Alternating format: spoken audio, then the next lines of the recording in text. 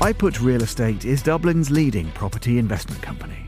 For almost 60 years, a custodian of the city embracing excellence in design, sustainability and occupier experience. More than that, iPut understands that real change means transforming how valuable, vibrant and loved a neighbourhood is. Discover how they build and invest. Head to iput.com now and learn about their passion for their projects and their unique presence in Dublin. iPut, creator of exceptional places, custodian of the city.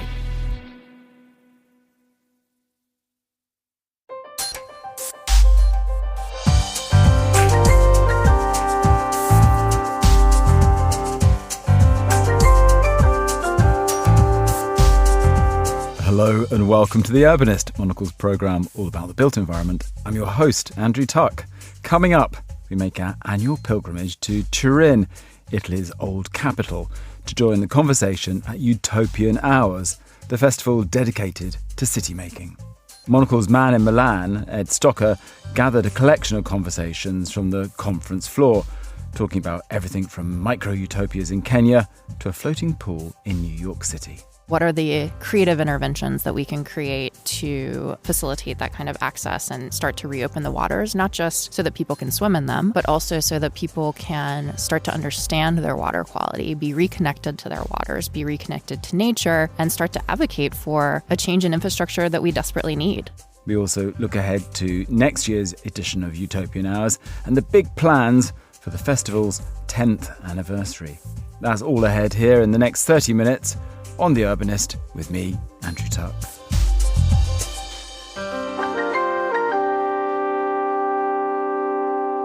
Well, welcome to today's episode, and I'm pleased to say that I'm actually joined now by Monocle's Europe Editor-at-Large, Ed Stocker. Ed, thank you for joining us. Now, regular listeners to The Urbanist will know all about Utopian Hours, of course, but unbelievably, there are some people who are not always regular listeners. So, Ed, let's explain to them a little bit, what is this event? Unbelievable, they're not regular listeners. Yes, this is a regular, it's an annual October time event, as you say, in Turin, over 3 days, so Friday till Sunday. It's basically focused on city making, on all things urbanism. It's run by people who've become friends of Monocle, haven't they? Luca Ballarini and Giacomo Biraghi, who run this organisation called Stratosferica. They've been very involved in, I guess, making Turin a better place in terms of urbanism. And they run what I guess you could call a conference. It is a lot of people in this world taking to the stage for conversations. There's also round tables, but they kind of like to call it a festival.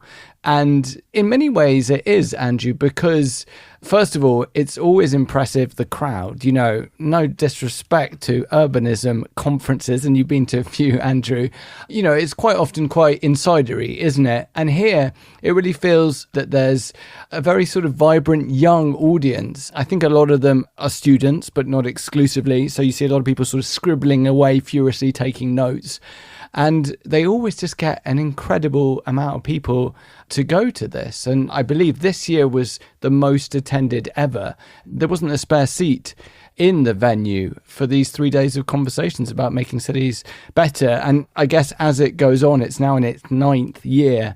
They get sort of bigger and bigger names, you know, Elizabeth Diller from Diller, Scofidio and Renfro, who of course are the New York-based architecture firm behind the High Line and the Shed and many other things. She was there. Also, Vinnie Mars from MVRDV. They had some great speakers, and it was just a great celebration of our built environment, really, Andrew. Now, Ed, they normally have a theme. What was it this year? The theme this year was United Cities. And there was just a really fascinating sort of mix of people, I guess, representing that topic, some of whom we're going to hear from pretty shortly, but a great sort of geographical spread, I guess. People in your home city of London, you know, we had someone who'd come all the way from Kenya to speak on stage. It's always a fascinating, I guess, forum in a way, really, Andrew, to sort of get you thinking differently about cities, whether it is building with the community in mind, or in the case of Kenya, an organisation called Kairos Futura. I think we'll talk about it in a minute, but they were really looking at the city from a cultural and arts point of view. So plenty to think about, and maybe even, I dare say it, a few story ideas. And just before we start listening to the interviews, Turin has been an amazing industrial heartland. It's changed over the years, but you're based in Milan, a nice little bit of rivalry between the two cities. Is it interesting to see the debate about urbanism being owned a little bit by this organisation and by Turin? Yeah, I mean, it is super interesting. You're right. There's a bit of rivalry between the two, partly to do with football teams, but not exclusively so. They are quite different places. Of course, Milan has become this capital of business and fashion and design. And Turin, I guess, it sometimes flies under the radar, but it's such a beautiful city. It's very elegant. Of course, it has this royal past. And they are doing interesting things. Utopian Hours is a case in point. There's some interesting developments happening there as well, including their sort of push to try and reactivate the riverway more than it's being used currently, although I believe Luca is a keen rower on the river. So lots of interesting things happening, and always nice to kind of go there from Milan. It has a different feel, it has a different pace, so it's always great to sort of, as you say, make that annual pilgrimage to Turin for this festival. Okay, let's start. So who was the first person you tracked down with your microphone? Maybe we should head to Africa first, to Kenya, and this organisation I mentioned when we were talking at the top, Kairos Futura, a really kind of fascinating organisation that's kind of hard to explain, but they label themselves as an arts futurist organisation. So it's all about art for social change.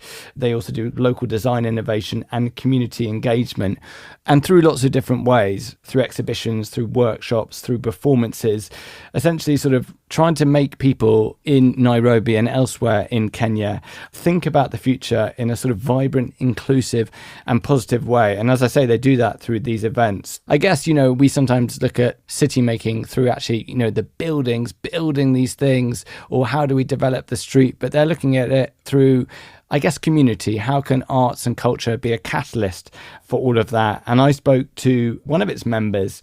She's also a writer and editor. Her name is Natasha Muhanji.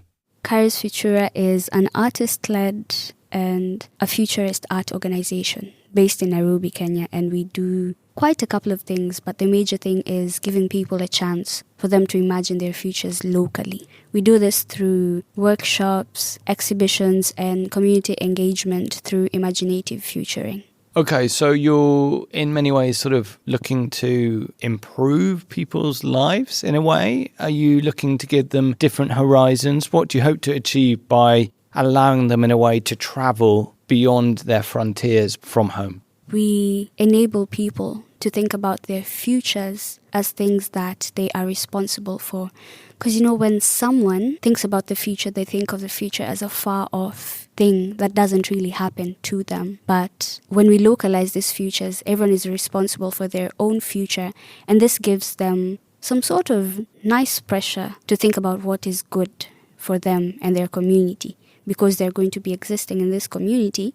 I guess, have you seen a change in attitudes from people who've experienced your workshops or your installations? Have people changed the way they perhaps think about community? There's certainly been a lot of change that I've seen, because most of our projects make people face their own selves. They don't just think that things happen to other people. They realize that things happen to them as well in their communities. And also, of course, with things like workshops, we help people form relationships with each other, because, as human beings, relationships are very important. I mean, the unconventionality of the organization's methodology really draws people in. It's a bit of it's an outlier sort of organization. Give listeners an idea of that outlier sense. Maybe tell us about the space stations, for example. The space stations came about from the idea of localizing a space fantasy. Because, when you watch this sci-fi movies and read these sci-fi books, people are usually maybe on different planets, different non-existent planets or existent planets, and they are in the future when they're there. So now we thought of a way to bring this idea into a local context. So the very first one was in Lamu in 2021, where we created this spacesuits using locally sourced materials. So people in that communities were able to see that this space fantasies can actually be realities in their own communities, and this reframed their minds around the idea of the future, because you don't just think that the future is a high-tech place that's so far off. It ends up being something that you can experience locally as well. You know, as part of that, getting people to think bigger, to value themselves more perhaps, and think that they can do bigger and better things than perhaps they thought they could. Yeah, most certainly, because it's all about how far your imagination as a person can stretch. And through giving them a space to think about fantasy and localizing this fantasy, we enable them to stretch their imagination to lengths that they would never otherwise have thought of. These barriers that we usually have as human beings in our brains. Yeah, and I think that's amazing. There are city makers from all over the globe here in Turin for Utopian Hours. What's your message to them, maybe about thinking differently, or how they can sort of incorporate perhaps some of this thinking into their own city? In terms of thinking differently, our message as an organization would be to think about how people will feel when they see their designs. For example, architects, designers, you should really consider how people feel, because how people feel really shapes their behavior, and behaviors shape the cities in which we live in. So in terms of driving action, I believe that it shouldn't just be very technical and very, like we're building something and it's concrete. Of course, there's that aspect. But at the same time, there should be this consideration of how people will feel when they get to interact with their designs. This, of course, needs a bit of wonder. It needs a bit of imagination beyond reality. So yes, it's just to encourage people to stay playful. When we talked about space stations, you kind of had these micro-utopias as well, which is good. Utopian Hours, already some great crossover. Can you give us an idea of anything you've got coming up, any new projects? At the moment, we have a long-term project that's going to be going on for some years to come. We launched it in mid-June this year, 2025. This project is called the Imagination Station. It's a mobile art and design studio which travels around different areas, specifically marginalized communities and informal settlements, and we set up there for a couple of weeks. Then we give people in the community a chance to come and sit in the studio. It's very open. They sit in the studio, engage in workshops, and we have some tools inside this imagination station which give them a chance to think about crazy stories, then localize these stories to their own context within their communities. And we're looking into moving through other parts of the country as well with this mobile art and design studio. Well, Ed, that was obviously fascinating, and it's interesting, obviously, with the theme being the United City, how they're using art to, as you say, build community, and really great work there. Who else did you track down? Why don't we head to my old stomping ground, where I was before Milan, New York City, and look at this fascinating organisation called Plus Pool. They are trying to essentially bring a plus-shaped, hence the name, pool to the East River in New York City. Now, you may know that it's not fit for swimming currently. They've invented this incredible system that basically filters the water actively. So it's using the river water, but filtering it all along the way and then flushing out clean water. I spoke to its managing director, Cara Meyer, who explains it much better than I do. But I guess, Andrew, it's kind of interesting to look at this movement that's happening. And I think, you've talked about it on The Urbanist before, this push to more swimmable cities. Zurich, north of where I am right now, is just amazing, a pioneer in that. Just incredible the work they've done in making their city swimmable. But there are others that really want to get in on the action. The mayor of Rome here in Italy has been talking about it quite a lot recently.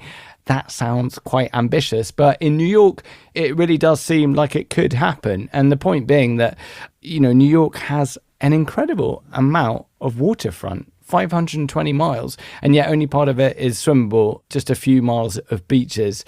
This swimming pool could radicalize, I guess, how New Yorkers see their water, and of course could lead to a whole new string of projects. So super exciting. And Cara Meyer told us more about it. I started this journey because a group of friends of mine had an idea for a plus-shaped water filtering floating swimming pool in New York City. And they came to me and said, hey, this is an idea. People around the world have liked it. You've been helping us raise crowdfunding to test the feasibility. We've done that. And do you think we can make an organization to make it a reality? Will you do that with us? And at first I said no. I would help them find someone. But ultimately, they talked me into it. And here I am 10 years later running that same organization that we created. Are you a swimming lover? Is it something you do a lot, or it's something you got into through the organization? Admittedly, I am more of a lounge by the pool with a cocktail kind of girl. I actually, funny story, did not make the swim team in high school. One of two people that did not, my friend Anne and I. I've always grown up around water, as have the designers of Plus Pool and a lot of the people that have gotten involved and catapulted this idea forward. The joy of swimming, the joy of being around water, natural water in particular. I grew up near a lake. I visited a bay frequently that my family vacationed at all the time in Ontario, Canada, and we went to the beach all the time. And there was just this weird, surreal moment when it connected for all of us that New York City is surrounded by water and we're closer to it than we've ever been. There's 520 miles of waterfront in New York City. That's more than Boston and Miami and San Francisco combined, which are really considered coastal cities in the United States. And we don't have all that much access to it. There's only 14 miles of beaches in that 520 miles of waterfront. And so that idea for all of us who had really grown up in and around natural bodies of water made us want to make that change in New York and open up the waters. And the idea for Plus Pool really ignited that. As a former New York resident, I've done that bike ride down to the Rockaways a few times. But we're talking obviously about fresh water. This would be on the East River. Given that the water, I believe, isn't clean enough to swim in, tell us a little bit about the Plus Pool concept, this floating idea, and also how near to a reality is it? First of all, the waters have greatly improved over the past many years. You know, we were cut off from our rivers for swimming in really the early 1900s as a result of industrial pollution and environmental degradation. When there was an environmental revolution around some of that and the advent of the Clean Water Act in the 70s, we stopped doing that, right? We stopped polluting the waters in the same ways we had been. But unfortunately, New York City, like many other cities, is still built on what's called a combined sewage overflow system, where the storm drains are connected to the sewer lines, and during heavy rains, they discharge raw sewage water into the river without being treated. And so that is one of the main reasons that the rivers have not been designated for swimming. But we argue that since that time, not just with the water quality improvements, but the fact that there has been advanced engineering, process controls, and new engineering strategies that can facilitate safe public access, and that the waters are clean a majority of the time and safe for swimming. So what are the creative interventions that we can create to facilitate that kind of access and start to reopen the waters, not just so that people can swim in them, but also so that people can start to understand their water quality, be reconnected to their waters, be reconnected to nature, and start to advocate for a change in infrastructure that we desperately need. So the concept for our facility is that it is floating in the river.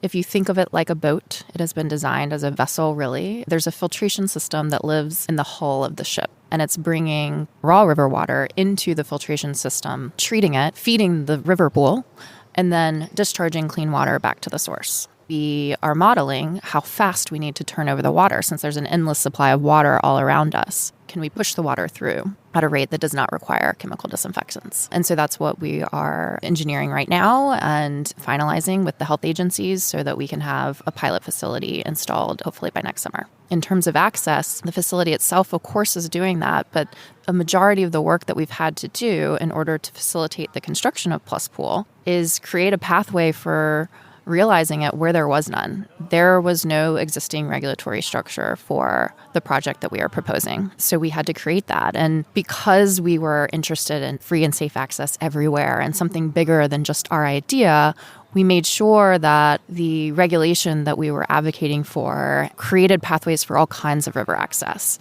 And that would create a vision for the future where there are multiple swim access points and swim sites across the city. Another great interview, and as you say, interesting how all these cities are getting in on this move to being more swimmable cities, or many are, and embracing their waterfronts. Although I do have some advice for people out there. I think all this cold water swimming is rather dangerous. I think you should stay in warm water. For me, just so you know, Ed, if you ever want to invite me swimming in a city, I don't like getting in any water where you gasp as it goes above your trunk line. So my theory is if you go, oh, that's too cold. Ed, we'll move on from our swimming trunks. Where should we go next? We will move on. Let's move to Austria now, where there's this incredible project taking place. One of the largest urban development projects in Europe. It was started in 2010 in Vienna, in the capital. This former airport that basically stopped functioning in the 1970s. And so they had this vast plot of land. They've created this man-made lake there, and they've been building since 2010. And it's due to finish around 2032. And, you think of Vienna, you think of the old continent, you think of these historic cities, and you don't necessarily think about them having space to do something like this. And they're pretty ambitious, This is a public-private partnership. And so, it's not just a purely commercial thing. And they're trying to really think carefully about the sort of messages they want to send. What do they do about trying to reduce the number of car parks per household? What do they do about increasing mobility, making sure that, there's great public transport and people don't need to use their cars? How do they get people out and about walking to do their food shopping? So these are some of the questions that are being raised by this project, there's just so much to it. There's a food makers quarter, biotech cluster. They're building educational establishments there. And they're due to have more than 25,000 residents and over 20,000 workplaces. As I say, it's already being lived in. They've already started building. There's already stuff completed. And it will be fully completed by 2032. So I wanted to hear a bit more about it. And that's why I spoke to Ingrid Spurk. She works for the development organisation behind this new neighbourhood. And the new neighbourhood is called Aspern-Seestadt.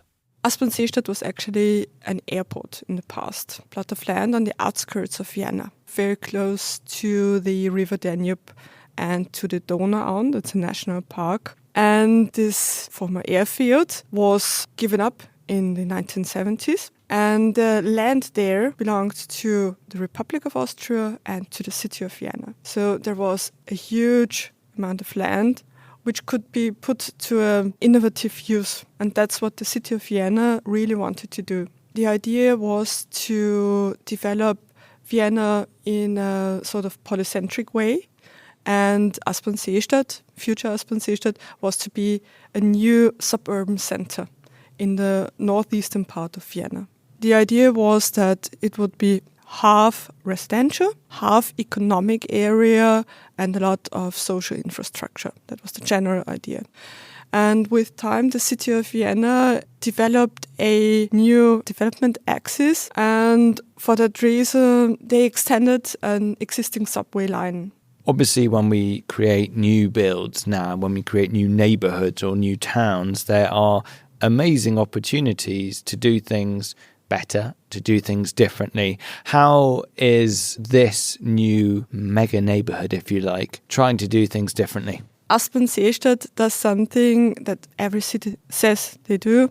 We put human beings in the middle of our thoughts. And one of the approaches we follow is a form of mobility that really serves people, not cars. So how is it not car-centric? We have a modal split goal of 40-40-20. So that's 40% public transport, 40% pedestrian traffic and cycling, and only 20% motorized traffic. Now, at about half of the development period, we have more or less reached this goal, and we think we can do better. And the city of Vienna wants to do better. So we put up our goals now. Now we try to reach 85% sustainable mobility. So before in Vienna, it was compulsory to build one parking space per flat, more or less. And when we started development, we started out with 0.7 parking spaces per flat. We are still there at this number, and we think that by doing this, we set the tone for the city. And we always had the strategy of collective car parks for neighborhoods. So there is not one single building and the garage with it, but there is one collective car park and it serves several buildings. So people are required to walk. And the idea is that in general, the way to your car is no shorter than the way to the next public transport stop. So you have plenty of opportunity not to go by car. But how would you like to change the rest of the city? And are you already seeing things that you are doing in Aspern-Seestadt making other neighbourhoods in Vienna change?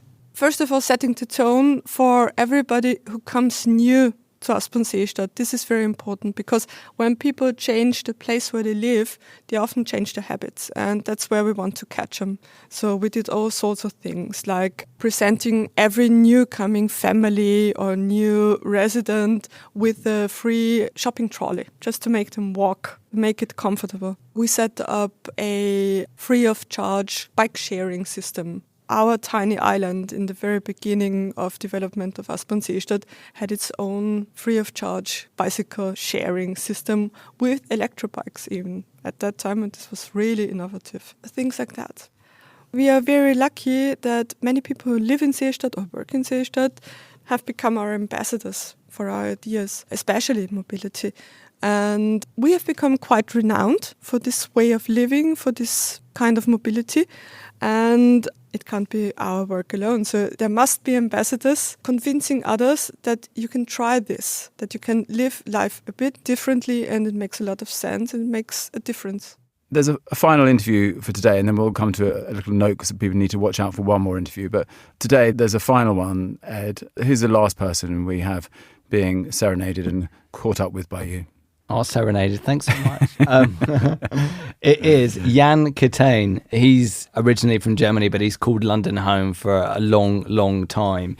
He's the founder of his own studio, Jan Catane Architects, that's been running for more than 20 years. He's also a teacher. He lectures at UCL in architecture, and he just has a really interesting practice. They have a very strong moral compass. You know, he makes ethical choices about who to work with. And a lot of his architecture is based in the civic and the social. He works a lot with city councils. They've been responsible for redoing town centres. They sort of quite famously did the High Road in Leighton before the London Olympics, sort of helping repaint all the houses on that street and rebranding the businesses there to sort of give it a spruce up. They also work with a lot of libraries. Another great project they've done is the Paper Garden in Canada Water, again in London, which is a transformation of the old Daily Mail printworks. So he has a lot to say about building better. And so it was interesting because, you know, as I say, and you'll hear this in the interview, I sort of say that's bandied about quite a lot, but I feel that he really does try and do that every day with his practice. So let's hear from Jan Catane now.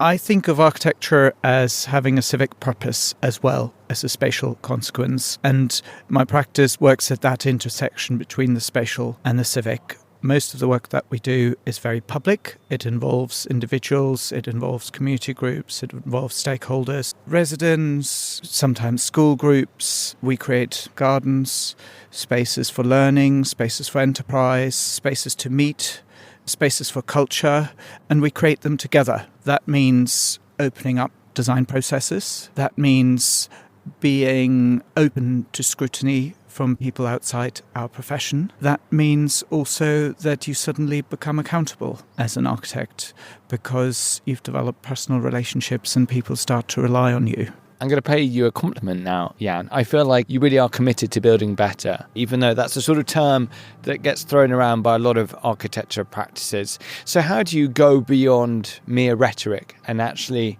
do it for real? Building better can mean just building what you were going to build anyway, but talking to communities about this. And we don't do that. We go out there to work up briefs through dialogue, through consultation and through engagement to decide together with communities in true collaboration what the solution should be that we should be pursuing. And that can be not a building. If there are environmental challenges, if there are social challenges, if there are cultural opportunities to embrace, the best solution is not always to do a building. It can be to reconfigure an existing building. It can be to improve public spaces. It can be to invent a new program or set in place a new governance structure. And we enter the design and engagement process with an open mind and without preconceived ideas about what the outcome might be. What do you like about sort of grassroots or civic architecture? Is it the amount of people you're able to engage with? It's a real passion for me to work with people on the ground and outside my profession. I also teach at university, which sees me exposed to young people and their ideas. And the dialogue that I have in the course of teaching is something I get very excited about. I think I'm very much a people person, and that's probably where this comes from. Give us an idea about the sort of projects that you work on, because it's everything from green spaces to libraries to town centres. So one of the things that we do a lot of is regenerating town centres. A lot of the town centres in the UK have really fallen into disrepair. Shops have closed. They're stuck in a vicious cycle of low viability economically, low investment, which then results in physical decline, which starts the whole spiral and vicious cycle again. So we work with stakeholders on the ground, shop owners, business owners, building owners, to refurbish shop fronts, to reinvent marketing strategies, to redesign building facades, to tidy up the public realm, to introduce new businesses into vacant units, to revive shopping centres with multilateral strategies. We have done a lot of library projects recently. Libraries are some of the few internal public spaces that are still around after a lot of community centres have closed down, youth centres have closed down, and libraries need to do a lot more than they used to do. They're no longer just about books. So we've been working with local authorities to reconfigure libraries to accommodate all of these uses alongside the books. We build a lot of gardens with community groups. There is a real disconnection in London that's occurred between communities and the natural world. And building biodiverse gardens is a way of reconnecting people with the natural environment and actually through the natural environment also with each other. Great, Ed. And interesting actually hearing all four of these interviews, because there's some nice interplay between them all and that they come back to this notion of the united city. Now, this was the 9th edition, meaning next year's the 10th. Look how I worked that one out. Is the Turin Stratospherica team planning to do anything special next year? A cake, maybe? Well, Andrew, it's funny you should say that. You've teed me up perfectly, because they did make an announcement at this year's festival. It is indeed the 10th anniversary and they want to celebrate in style. And what they're actually doing is they're splitting the festival into 2 parts, an extra celebration, if you like. So there's going to be one part of the festival. The first part will be in Rotterdam in May, and then there'll be the second instalment, if you like, as usual in Turin in October. So plenty to look forward to next year. Now, as I mentioned earlier on, there was one final interview that we're going to run next week, and that's with Liz Diller, just so that we entice people to become regular listeners. Give me a little glimpse of the kinds of topics that you raised. I mean, I'm just trying to make your life easier, Andrew, by doing this. Hopefully you're appreciative. Liz Diller, yeah, I mean, she's an incredible person. And, you know, I used to live in New York, which I mentioned before. And we actually interviewed her for the magazine back in 2018. So it was really nice, although she did not remember me, I'm sad to say. It was nice to reconnect with her and sort of catch up with all the things she's been doing. I mean, just so busy. She is in her 70s. She has incredible energy. She was in London just before Turin and was off to Paris the next day. So still travelling all around the world. She's got projects in so many different cities, from the UK, from London and elsewhere, to obviously still New York, to China and beyond. So really interesting. And of course, you know, her presentation, what she talked about in Utopian Hours, did focus quite a lot on New York City and the High Line. So I wanted to ask her a little bit about, you know, how she feels about that project, if she's still happy talking about it, because she must get asked about it so much. But she generally is. You know, she also organised this incredible opera on that High Line, which I had the privilege of going to. And she's apparently thinking and hoping to do another one very soon. So you can hear a bit more about that when you tune in, which you will, of course, to the next instalment of The Urbanist. Well, Ed, a fantastic roundup there. Some great conversations. Thank you so much for reporting for us. And that's all for this week's episode of The Urbanist. You can follow us for new editions of the show every week, and you can subscribe to Monocle magazine for reports on all things design, architecture and urbanism too. Just visit monocle.com. This episode of The Urbanist was produced by Ed Stocker, Carlotta Rebello and David Stevens, who also edits the show. I'm Andrew Tuck. Goodbye, and thank you for listening, city lovers.